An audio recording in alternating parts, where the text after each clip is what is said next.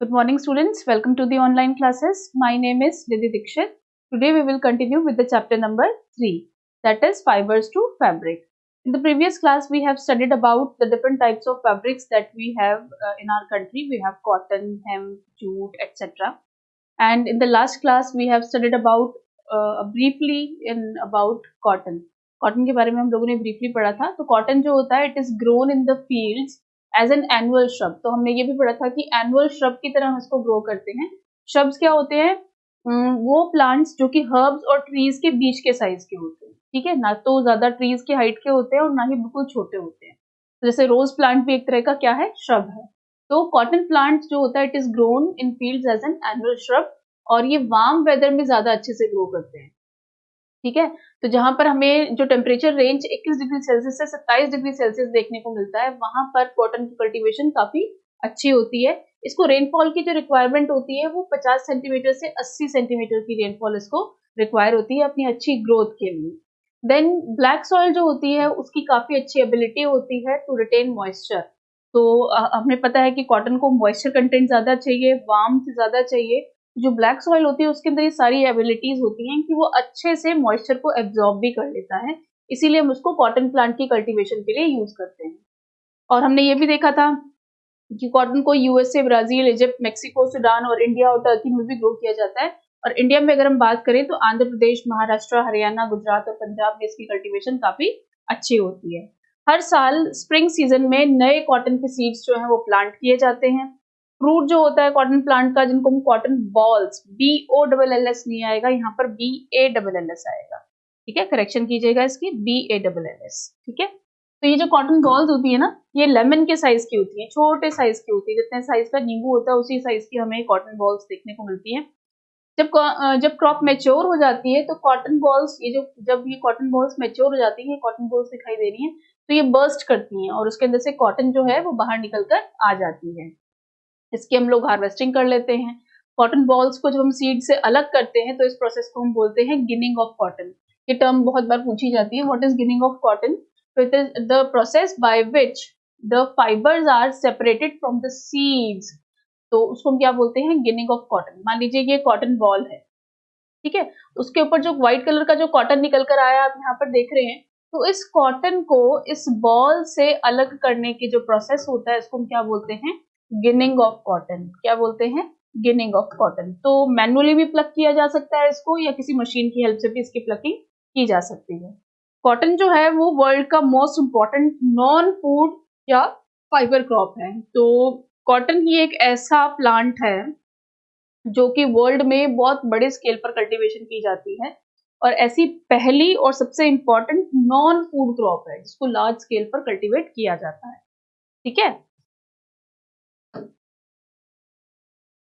Then आता है इसके अंदर जूट. जूट भी आपने सुना होगा, जूट के थैले देखे होंगे जो कि आजकल बहुत ज्यादा इंपॉर्टेंटली हम लोग यूज करते हैं.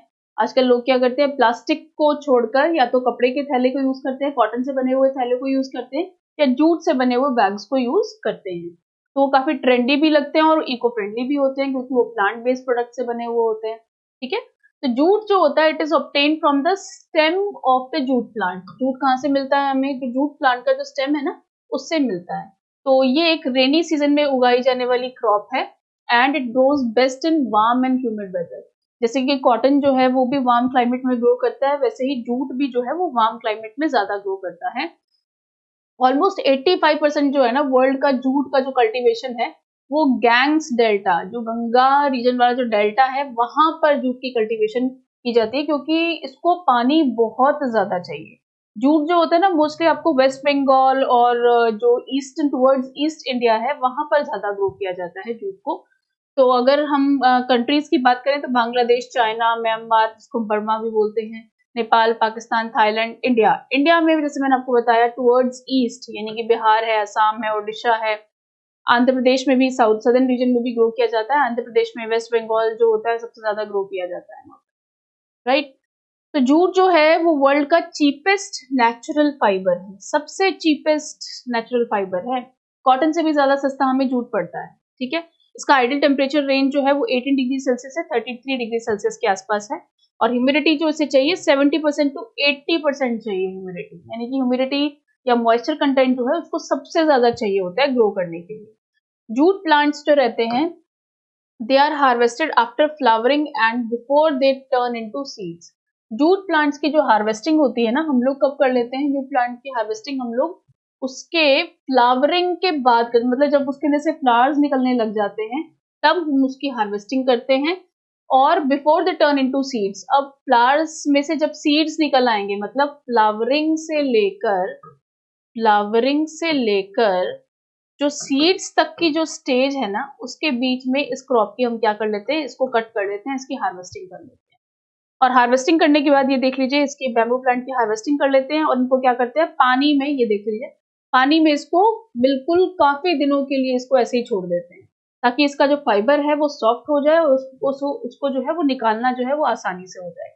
इसको हम बोलते हैं rotting of the stem. Rotting of the stem यानी कि इसके स्टेम को, यानी कि जूट का जो तना है उसको पानी के अंदर काफी दिन तक गलने के लिए इसको छोड़ दिया जाता है, जिससे इसके टिश्यूज जो है वो सॉफ्ट हो जाते हैं और फाइबर्स को आसान, जो सेपरेट करना है वो आसान हो जाता है। इस प्रोसेस को हम बोलते हैं रेटिंग बोलते हैं, रेटिंग ऑफ स्टेम। ठीक है, वहां हमने पढ़ा था कॉटन के अंदर गिनिंग ऑफ बॉल्स, यहाँ हमने पढ़ा है रेटिंग ऑफ स्टेम। किसके अंदर होता है रेटिंग ऑफ स्टेम? जूट के अंदर होता है रेटिंग ऑफ स्टेम। ठीक है, देन नेक्स्ट आता है इसमें, तो देखिए cultivation and harvesting jute crop. तो ये जो जूट की जो क्रॉप है, इसके तने को, स्टेम को पानी के अंदर काफी दिन के लिए ऐसे ही छोड़ दिया जाता है, जिससे इसकी टिश्यू सॉफ्ट हो जाते हैं। और सॉफ्ट होने के बाद तो हम लोग कॉटन प्लांट को पढ़ रहे हैं। तो व्हेन जब क्रॉप मैच्योर हो जाती है, तो कॉटन प्लांट की जैसे हम लोगों ने बॉल्स देखी, यहाँ पर जहाँ पॉज लिखा, तो हम कॉटन के केस में उसको गिनिंग बोलते हैं, और स्टेम जो जूट है उसके केस में इसको क्या बोलते हैं, हम रेटिंग ऑफ स्टेम बोलते हैं। राइट, अब हम पढ़ेंगे यूजेस ऑफ जूट, कि जूट के यूजेस क्या क्या हैं। तो जूट के यूजेस की अगर हम बात करें, तो जूट जो होता है it is known to have a wide range of uses. Jute के बहुत सारे यूजेस हैं। क्या क्या यूजेस हैं? तो हमने पढ़ा कि जैसे कॉटन जो है first most important and widely cultivated crop है across the world. Similarly jute जो है ये second most important natural fibre है आफ्टर कॉटन। कॉटन के बाद जो है second most important natural fibre जो कि वाइड स्केल पर कल्टीवेट किया जाता है, उसके अंदर आता है आपका जूट। तो जूट जो है it is used to make cloth for wrapping bales of raw cotton, यानी कि जो भी कॉटन के जो बॉल्स होते हैं उसके, it is used to make cloth for wrapping the bales of raw cotton, यानी कि कॉटन क्लोथ्स बनाने में भी कॉटन का यूज किया जाता है। सिमिलरली जो कॉटन के बॉल्स हैं उनकी रैपिंग करने के लिए हम लोग बेसिकली जूट का यूज करते हैं। ठीक है, it is use to make sacks and other wrapping materials. Sacks यानी कि बोरियां जो बनाते हैं ना हम लोग, उसको बनाने में, और जो दूसरे रैपिंग मटेरियल हैं उनको बनाने में हम लोग बेसिकली जूट का यूज करते हैं। थैले बनाने में भी हम उनका यूज करते हैं। ठीक है, तो और देखते हैं कहाँ कहाँ यूज करते हैं। It is woven into curtains, curtain बनाने के लिए भी जूट का यूज किया जाता है। Handbags, chair, covering, carpets and so many other things, जैसे ये देखिए कितने सुंदर सुंदर हैं। शूज बनाने के लिए भी इवन हम लोग जूट का यूज करते हैं। तो there are several methods in which we can use the jute plant. ठीक है, स्पिनिंग कॉटन यार्न, ये तो हमने पढ़ा था जूट के बारे में। अब कॉटन का जो यार्न है उसकी हम लोग स्पिनिंग कैसे करते हैं, वो फाइबर से फैब्रिक कैसे बनता है। हमने फाइबर तो बना लिया कॉटन का, कि हम लोगों ने जो कॉटन के बॉल्स थे उनको सीड से अलग किया और हमने उनको फैक्ट्रीज में पहुंचा दिया। अब फैक्ट्रीज में पहुंचने के बाद उनकी स्पिनिंग किस तरह से होगी ये हम लोग देखते हैं। एक्टिविटी में क्या करेंगे, hold some cotton wool in one hand. आपको क्या करना है, आपको एक हाथ में कॉटन का वूल लेना है। ठीक है, एक हाथ में कॉटन का वूल लेना है। Pinch some cotton between the thumb, आपको क्या करना है, थंब के बीच में उन कॉटन का जो कॉटन है उसको इस तरह से प्रेस कीजिए, between the four finger and the याद, ऐसे कीजिए इसको। ठीक है, आप देखते होंगे घर में भी कभी कभार हम लोग धागे को जब फोल्ड करना होता है, गांठ लगानी होती है, तो हम उसको इस तरह से करते हैं। तो आपको कॉटन को लेके उसको इस तरह से, जब बत्ती बनानी होती है हमें तब भी हम इसका यूज करते हैं। Gently start pulling out the cotton, और इसको इस तरह से करने के बाद उसको कॉटन से इस तरह से खींचना चालू कीजिए, इस तरह से। तो इस तरह से हम उसको कंटिन्यूसली अगर आप उसको ट्विस्ट करते रहेंगे तो यहाँ पर आपका क्या हो जाएगा, फॉर्मेशन किसका हो जाएगा, एक फाइबर का फॉर्मेशन होगा। तो अब इससे फाइबर से हम लोगों ने क्या बना लिया, यहाँ पर एक यार्न बना लिया, यानी कि जब हम धागे को ट्विस्ट करते जाते हैं उसको हम क्या बोल देते हैं, यार्न। तो इस process of making yarn from the fibre, इसको हम क्या बोलते हैं, स्पिनिंग बोलते हैं। जब आपने कॉटन को एक हाथ में लिया और उससे इस तरह से आप ट्विस्ट करते करते धागा बनाते चले गए, ये जो ट्विस्टिंग हो रही है, इससे जो धागा बाहर निकल कर आ रहा है, इसको हम बोलते हैं यार्न। ठीक है, तो इस तरह से आपने फाइबर से, कॉटन फाइबर से क्या बना लिया, यार्न बना लिया। और इस प्रोसेस को हम क्या बोलते हैं, आप स्पिनिंग कर रहे हैं, इसको इस तरह से कर रहे हैं, इस प्रोसेस को हम क्या बोलते हैं, spinning. In this process fibres from a mass of cotton wool are drawn out and twisted. तो इस तरह से हम लोग कॉटन फाइबर को ट्विस्ट करते करते उसके अंदर से हम लोग क्या बना लेते हैं, पूरा का पूरा यार्न बना लेते हैं। A simple device used for spinning is a hand tools का भी बेसिकली हम लोग इसके अंदर बहुत यूज करते हैं। इस तरह से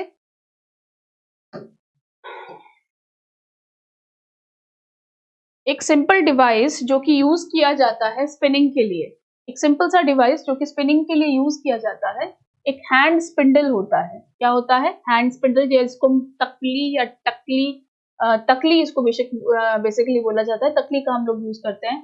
तो ये जो होता है एक स्पिनिंग डिवाइस, या तो तकली को यूज कर लेते हैं या हम लोग चरखे को यूज करते हैं। आपने गांधी जी का वो चरखा देखा है ना, तो चरखे को ही बेसिकली हम लोग यूज करते हैं। यूज ऑफ चरखा was popularised bye Mahatma Gandhi, जैसे मैंने अभी आपको बताया, महात्मा गांधी ने चरखे का यूज करके और जो है इस प्रोसेस को बहुत वाइडली फैलाया था।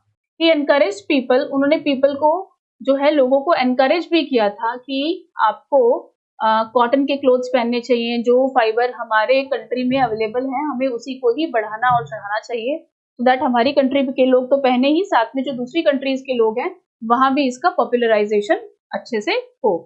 तो खादी को उन्होंने बहुत बढ़ावा दिया। ठीक है, खादी के क्लोथ्स ना सिर्फ हमारे इंडिया के लोग पहनते हैं, आउटसाइडर्स जो हैं, दूसरी कंट्रीज के लोग भी हमारे बहुत सारे पहनते हैं। और खादी को प्रमोट करने के लिए गवर्नमेंट ऑफ इंडिया ने एक khadi and village industries commission establish किया इन 1956। Spinning of yarn on a large scale is done with the help of spinning machine. अब ये तो था कि छोटे स्केल पर अगर हमें घर में स्पिनिंग करनी है तो हम ऐसा कर सकते हैं, लेकिन अगर लार्ज स्केल पर अगर हमें करना है तो हम कैसे करेंगे, तो हमें स्पिनिंग मशीन्स का यूज करना पड़ता है। तो उसके लिए बड़ी बड़ी फैक्ट्रीज का एस्टेब्लिशमेंट चाहिए। ये तो चरखा है, ये छोटे स्केल पर हम लोग स्पिनिंग कर सकते हैं इसकी हेल्प से, लेकिन अगर बड़े स्केल पर करना हो तो हमें क्या यूज करना पड़ेगा, यहाँ पर बड़ी बड़ी स्पिनिंग मशीन का यूज करना पड़ता है।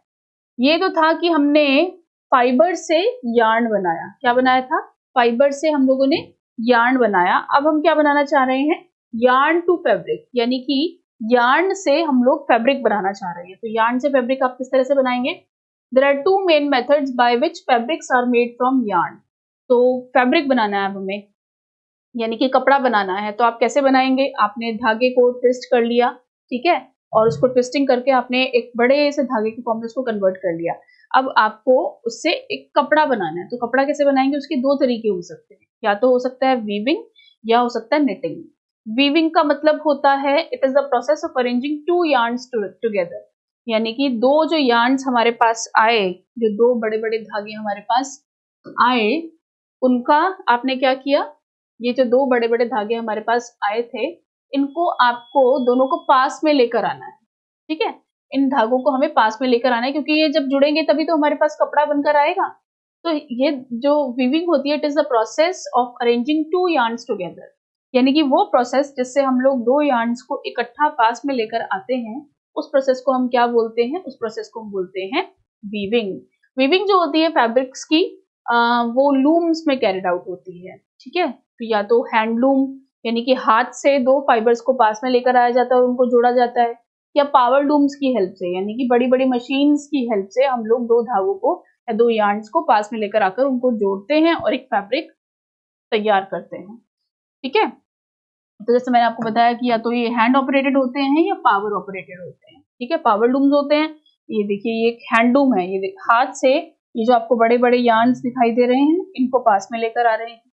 और इधर आप देखेंगे weaving operated by power looms, यहाँ पर कोई आदमी आपको दिखाई नहीं दे रहा है, यहाँ पर मशीन्स ही जो यार्न्स हैं उनको पास में लेकर आती है और उसको एक कपड़े के फॉर्म में कन्वर्ट करती है। ठीक है, तो इस तरह से हम लोगों ने हैंडलूम और पावर लूम के बारे में पढ़ा। देन आता है on a loom a fabric is produced by interlacing two sets of threads at right angle. अब जो ये दो थ्रेड्स है ना, इनको राइट एंगल पर, यानी कि एक धागा अगर ऐसे जा रहा है तो एक धागा जो है वो ऐसे आएगा, तो इस तरह से एक धागा ऐसे, एक धागा ऐसे। तो ये क्रॉस, अगर आप किसी कपड़े को फाड़ेंगे ना, या फाड़ेंगे या उसको फाड़ेंगे नहीं, अगर आपको कपड़ा कोई दिखा है, कोई वेस्ट कपड़ा है, उसमें से अगर आप किसी धागे को खींचेंगे तो एक धागा आपको ऐसे निकलेगा और एक धागा जो है वो ऊपर की तरफ निकलेगा। क्यों? क्योंकि एक धागे की वीविंग ऐसे की हुई है, एक की ऐसे, फिर एक की ऐसे, फिर एक की ऐसे, ताकि वो क्रॉस हो जाए आपस में और इंटरलॉक हो जाए। ठीक है, तो इस तरह से वीविंग का जो प्रोसेस है वो कैरिड आउट होता है, चाहे वो हैंडलूम हो चाहे वो पावर लूम हो। अब एक्टिविटी 6 में to understand the spinning of cotton yarn, cotton yarn की स्पिनिंग कैसे की जाती है ये हम देखेंगे। मैंने आपको बताया था कि यार्न बनाते हैं हम लोग कॉटन वूल से, तो कैसे बनाएंगे? कॉटन वूल ली हम लोगों ने एक हाथ में, ये देखिए, ठीक है, और दूसरे हाथ से क्या कर रहे हैं, उसको ट्विस्ट करके इस तरह से निकाले जा रहे हैं in one hand. Draw some cotton between the thumb, और इस तरह से gently pull out the cotton while twisting continuously as shown. तो एक हाथ में कॉटन पकड़ेंगे और दूसरे हाथ से उसको इस तरह से निकालते जाएंगे, तो जो यार्न है आपका वो बनकर तैयार हो जाएगा। ठीक है, तो इस तरह से हम लोग कर सकते हैं।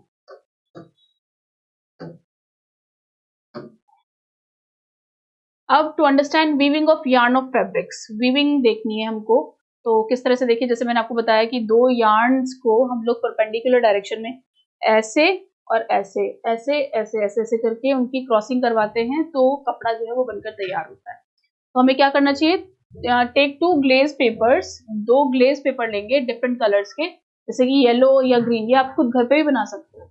और क्या करोगे, उसके मान लीजिए ये आपने येलो पेपर लिया और ये आपने क्या लिया, ग्रीन पेपर लिया। आप इनकी क्या काटेंगे, स्ट्रिप्स काटेंगे। चलो हम इसको कलरफुल करके दिखाते हैं।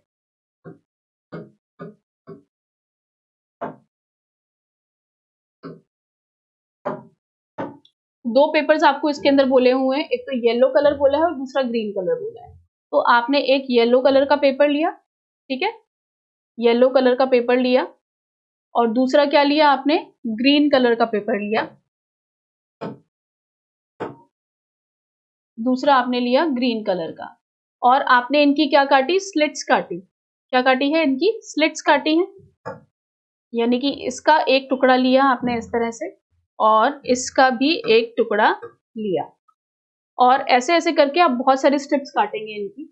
और स्ट्रिप काटने के बाद आप उनको क्या करेंगे, परपेंडिकुलर डायरेक्शन में एक दूसरे के ऊपर इनको निटिंग कर देंगे इनकी। तो एक ऐसे लगाया आपने, दूसरा कैसे लगाया, ऐसे लगाया, फिर आप ऐसे करेंगे, एक ऐसे लगाया और बीच में एक ग्रीन को लगा देंगे। तो इस तरह से आपका जो थैला है या जो पेपर है ना, वो बनकर तैयार हो जाता है। तो इस तरह से एक इस डायरेक्शन में रहेगा, दूसरे उसके ऊपर इस डायरेक्शन में रहेगा। तो इसी तरह से, ये सिर्फ आपको बताने का तरीका था, इसी तरह से हम लोग फाइबर्स की जो यार्न है उनकी हम लोग निटिंग या वीविंग करते हैं, जिससे हमारा जो फाइबर है वो बनकर तैयार होता है, हमारा जो कपड़ा है वो बनकर तैयार होता है। ये हम लोग हैंडलूम्स की हेल्प से भी कर सकते हैं, हैंड्स मतलब ये हाथ के यूज से भी कर सकते हैं, और पावर लूम्स यानी कि बड़ी बड़ी जो फैक्ट्रीज होती हैं वहां पर ये प्रोसेस कैरिड आउट हो सकता है। तो इस तरह से हम लोग ये प्रोसेस कर सकते हैं। नेक्स्ट आता है आपका,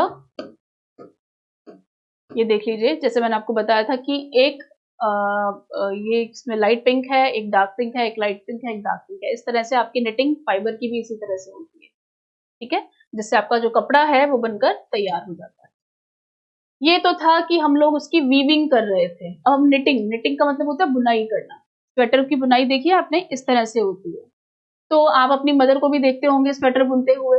तो ये प्रोसेस क्या होता है, the process of making a piece of fabric from a single yarn, यानी कि ये सिंगल यार्न ही है, कोई दो यार्न्स का इसके अंदर यूज नहीं किया जाता, एक सिंगल यार्न को ही बुनाई की जाती है और उससे पूरी एक स्वेटर बनाकर तैयार की जाती है, ठीक है। तो the process of making a piece of fabric from a single yarn, इसको हम क्या बोलते हैं, निटिंग करते हैं। निटिंग का मतलब होता है बुनाई करना, क्या बोलते हैं इसको, बुनाई करना, ठीक है। निटिंग जो होती है वो हैंड से भी हो सकती है, पुराने जमाने में तो हैंड से ही की जाती थी, लेकिन अब आजकल मशीन्स बड़ी बड़ी अवेलेबल हैं, वो एक ही बार में, एक ही घंटे में बहुत सारी स्वेटर्स बना देती है, राइट। तो निटिंग जो होती है सिंगल यार्न से की जाती है। तो अगर आप एक धागा खींचोगे ना, इसकी खामी क्या है या इसका ड्रॉबैक क्या है कि अगर आप एक धागा खींचोगे तो पूरी की पूरी स्वेटर जो है वो उधड़ कर आ जाती है, लेकिन वहां निटिंग में, विविंग में ऐसा नहीं था। अगर आप एक धागा निकालते हो तो ऐसा नहीं कि पूरा का पूरा कपड़ा फट जाएगा, लेकिन यहाँ एक धागा निकला तो पूरी की पूरी स्वेटर जो है वो आपकी उधड़ जाती है, क्योंकि वहां पर क्रॉस किया हुआ था दो धागों का, लेकिन यहाँ पर कोई क्रॉस नहीं है, एक ही धागे से पूरे स्वेटर की बुनाई की जाती है। ठीक है, तो ये मेन डिफरेंस है वीविंग और निटिंग। देन सॉक्स, स्वेटर्स और बहुत सारी चीजें जो है वो हम निटिंग यार्न से बनाते हैं। ठीक है, नेक्स्ट आता है हमारा निटिंग बाय मशीन से। देख लीजिए, ये तो हैंड मतलब हाथ का यूज करके किया जा रहा है, ये किसका यूज करके किया जा रहा है, मशीन्स का यूज करके बनाई जा रही है। ठीक है, history of clothing material. Clothing material की अगर हम हिस्ट्री देखें तो एंशिएंट टाइप्स में पीपल जो थे वो अपनी बॉडी को किससे कवर करते थे, बार्क से कवर करते थे, यानी कि पेड़ों की छाल से कवर करते थे, या किससे कवर करते थे, अपने आप को बड़े बड़े लीव्स जो होते हैं ट्रीज की उनसे कवर किया करते थे, या एनिमल्स की स्किन से अपने आप को कवर करते थे, या फर्स को यूज करके उनको कवर करते थे। इवन आज भी जो आपके सदर्न पोल्स हैं या नॉर्थ पोल है अर्थ का, वहां पर जो लोग इग्लूज में रहते हैं वो आज भी एनिमल की स्किन को यूज करके उनसे अपने क्लोथ्स बनाते हैं, वो बिकॉज वो जो है उनको ज्यादा वार्मथ देते हैं, उनको ज्यादा गर्मी देते हैं, so that they can prevent themselves from extreme cold weather. ठीक है, तो इस तरह से अपनी अपनी बॉडी को एंशिएंट टाइम्स में लोग अलग अलग तरीके से कवर करते थे। नेक्स्ट आता है हमारे पास after people began to settle down. अब क्या था कि जैसे जैसे हम कहते हैं कि आवश्यकता जो है आविष्कार की जननी है, जैसे जैसे लोगों की नीड हुई वैसे वैसे उन्होंने डिफरेंट डिफरेंट क्लोथिंग मटेरियल को यूज करना चालू किया, अलग अलग इन्वेंशंस किए, धीरे धीरे सुई की डिस्कवरी हुई, निडल की डिस्कवरी हुई, रशिया में इसके ट्रेसेस भी मिले हैं, ये हम लोगों ने फर्स्ट पार्ट में पढ़ा था। रशिया में किसके ट्रेसेस मिले हैं, छोटी छोटी जो पुराने जानवरों जो जानवर मर गए थे, गल सड़ गए थे, उनकी जो हड्डियां बची थी उनसे उन्होंने उनको तराश के उनसे निडल बनाई थी। देन एलिफेंट का जो दांत होता है, हाथी का जो दांत होता है जिसको हम आइवरी बोलते हैं, आइवरी से भी निडल्स के ट्रेसेस हमें रशिया में मिले थे। तो लोगों ने जैसे जैसे डेवलपमेंट हुआ ह्यूमन बींग्स का, उन्होंने अपने अलग अलग टूल्स की हेल्प से क्लोथिंग मटेरियल का इन्वेंशन किया। तो हम लोग क्या नाम है, एनिमल की फ्लीस को भी यूज करते हैं, जैसे कि वूल ऑफ कोट, जो आपके गोट है, शीप है, कैमल है, हमने कल भी पढ़ा था अल्पाका और लामा को यूज किया जाता है, उनकी फ्लीस को यूज किया जाता है क्लोथिंग मटेरियल बनाने के लिए। तो अलग अलग टूल्स हैं, ये देख लीजिए आपकी बुक में गिवन है, अलग अलग टूल्स को हम लोग यूज करते हैं अलग अलग तरह के फैब्रिक्स को बनाने के लिए। ये निडल्स हैं, स्पिंडल हैं, ये पुराने जमाने के जो ट्रेसेस हमें मिले हैं ये उनकी पिक्चर है। इंडिया में जो कॉटन की कल्टीवेशन है वो हड़प्पन पीरियड से हो रही है। हड़प्पन सिविलाइजेशन आपने पढ़ी होगी अपनी एसएसटी की बुक में, तब से जो है कॉटन की कल्टीवेशन की जा रही है। गंगा के किनारे हमें इसके ट्रेसेस मिले हैं, अराउंड 2500 बीसी से इसकी कल्टीवेशन की जा रही है। तो एविडेंसेस फ्लेक्स के भी मिले हैं, लिनन का जो कपड़ा होता है बहुत सॉफ्ट होता है, कॉटन से भी सॉफ्ट होता है लिनन, तो उसके भी ट्रेसेस हमें हड़प्पन सिविलाइजेशन से ही मिल रहे हैं। तो इजिप्ट में सबसे पहले कॉटन की कल्टीवेशन स्टार्ट हो गई थी अराउंड 7000 ईयर्स अगो। आप सोच सकते हैं 7000 साल पहले भी जो ह्यूमन था उसका इतना दिमाग चलता था कि वो उसने कॉटन की कल्टीवेशन इतने पुराने जमाने से भी वो कर रहा है। कॉटन और फ्लेक्स के ट्रेसेस इजिप्ट में बहुत पहले से ही देखने को मिल रहे हैं रिवर नाइल के किनारे। तो आज हम अभी इस चैप्टर में इतना ही पढ़ेंगे, नेक्स्ट क्लास में हम लोग नेक्स्ट टॉपिक को लेंगे। Thank you.